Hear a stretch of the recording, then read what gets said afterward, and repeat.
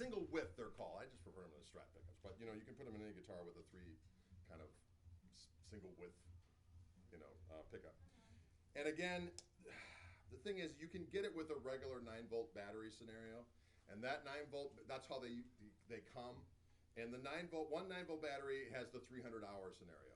For an extra, it's like an extra hundy, isn't it, Ron? To get this little thing right here.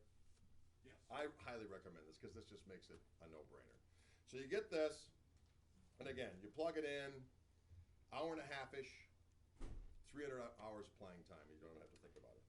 Some other advantages, other than the fact that they sound magnificent, all the positions sound great, you have 2 different voices, you don't lose any highs when you turn down the volume. Every set that you get is going to sound the same because the whole mythology about pickups that is, you know, people in forums talk about all this stuff. Certainly the manufacturers of the pickups like to also kind of stoke the fires of this. You know, for years, like, I got Abigail pickups from the Fender Custom Shop, or, you know, Trixie McCorkindale on a Friday afternoon wound these after a liquid lunch, and she just put a little too much winding, and that's the reason why my pickups sound great. But literally what happened is Larry Fishman and the gang took 10 sets of the same type of pickup from a very reputable manufacturer who makes great stuff, and he measured all 10 pickup set of the same exact pickup, and they were all over the map. And that's just the way pickups are. So there's all of this mythology about how pickups sound, why they sound the way they do.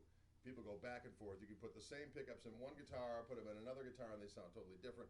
So a huge advantage, in addition to these sounding great and all the things that they do, is that because of the way that the coil is made, they'll sound the same every time, which is a huge deal. Trying to convince guitar players of this it's been kind of a glacial process because, I mean, just like I was when Richie and Freakley were, I'm like, really? But every time I sit down with somebody and show them this, they're like,